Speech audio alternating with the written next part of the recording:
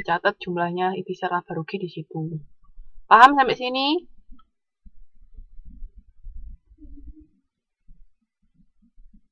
Nah, ini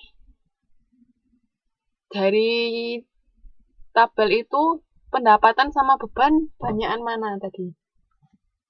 Banyakan pendapatan apa beban?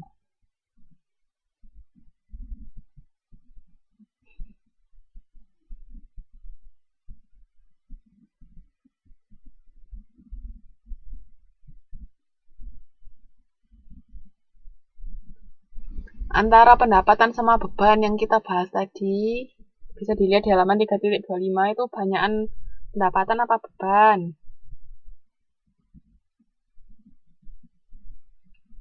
Oke, banyak pendapatan. Kalau banyak pendapatan berarti, nah lo banyak beban. Bukan jumlah akunnya loh mas, tapi jumlah nominalnya. Kan tadi pendapatannya 16 juta sekian, sedangkan bebannya 9 juta. Berarti kan banyak pendapatannya toh.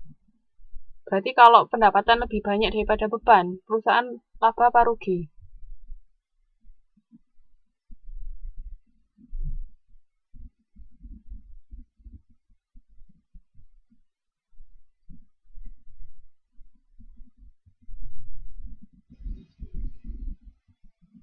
Oke. Kalau perusahaan laba, berarti dia menambah modal apa mengurangi modal?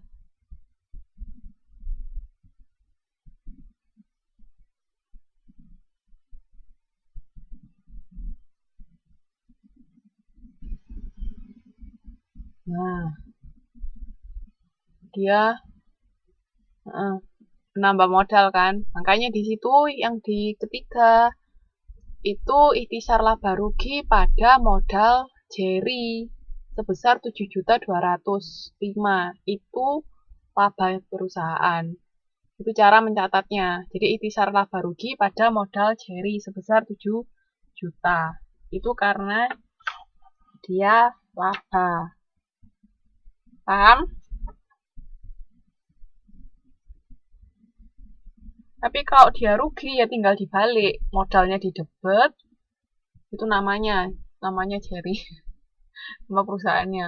Tapi kalau dia rugi berarti modal pada ikhtisar laba rugi. Ya, 7 juta itu dari pendapatan dikurangi beban. Paham? Sampai sini? Terus habis gitu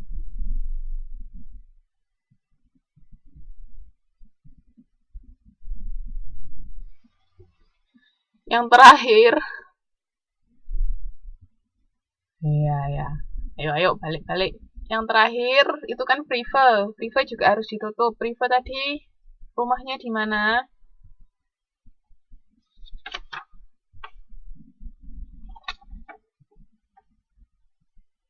Prive rumahnya di mana tadi? Prive menambah modal apa mengurangi modal?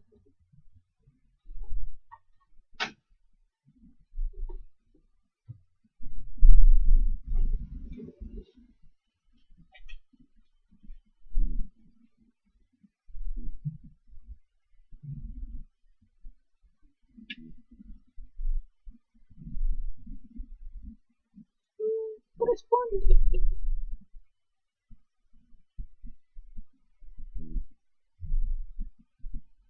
Halo?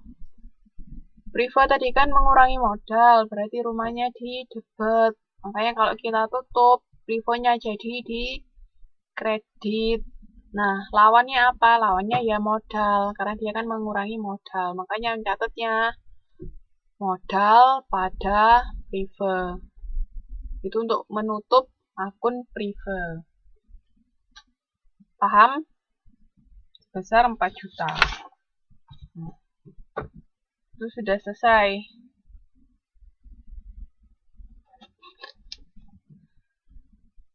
Paham sampai sini? Jadi itu untuk melakukan jurnal penutupan ya. Amin. Ya udah dipelajari lagi pelan-pelan. Pokoknya tinggal dibalik dari rumahnya di mana dia keluar dari rumah.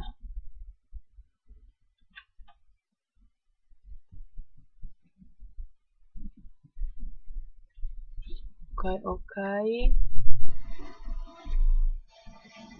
Nah, ini nanti modelnya dia berubah dari cara. Ini nanti dibaca lagi. Nah, terus habis itu ada lagi yang namanya jurnal.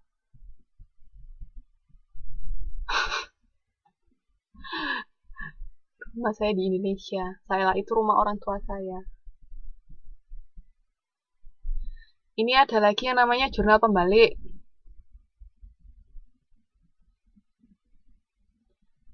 Saya lanjutkan ya.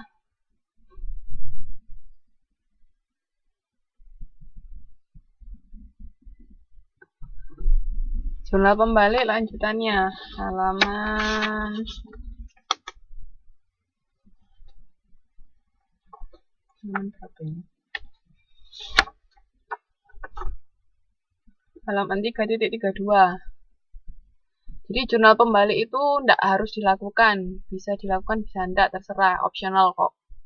Kalau dilakukan berarti dia dilakukan pada tanggal 1 Januari di awal periode. Nah, ini misalnya di sini diasumsikan akun beban gaji pada daftar saldo per 31 Desember itu 15 juta dan beban gaji yang masih harus dibayar bersaldo 0. Pada akhir tahun 2010, gaji karyawan sebesar 2 juta akan dibayar pada tanggal 3 Januari 2011.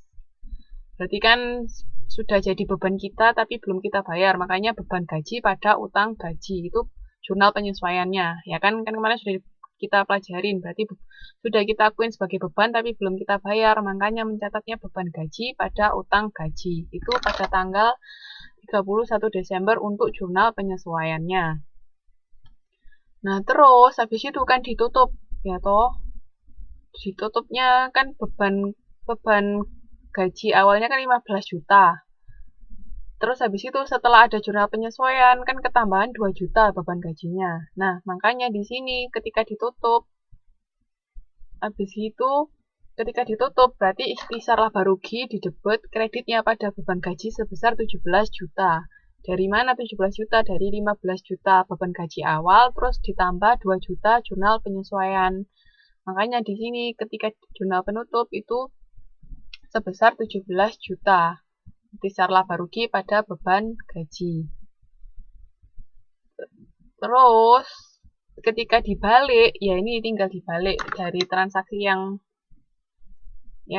jurnal penyesuaian kan tadi beban gaji pada utang gaji. Nah, jurnal pembalik itu dibalik utang gaji pada beban gaji. Jadi anggapannya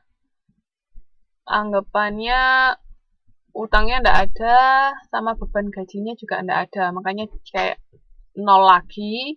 Nah, terus nanti ketika dibayar, itu baru kita catat lagi beban gaji.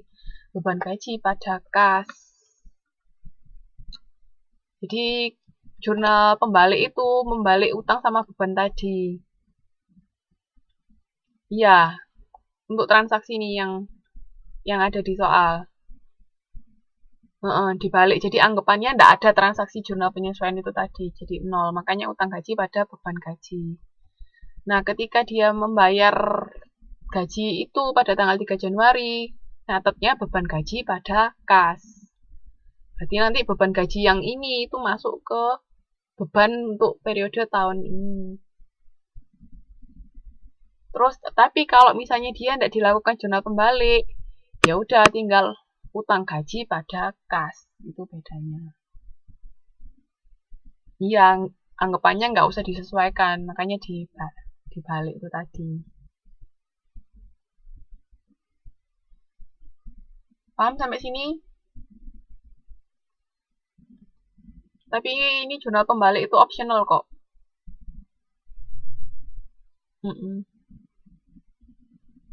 Jadi tidak harus dilakukan, tidak apa-apa, tergantung.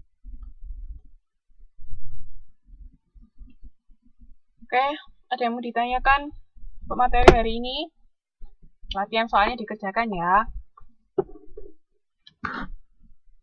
Nggak usah dikumpulkan, tidak apa-apa. Tapi tolong kesadaran diri untuk mengerjakan. Yang masih bingung, saya anjurkan untuk mengerjakan.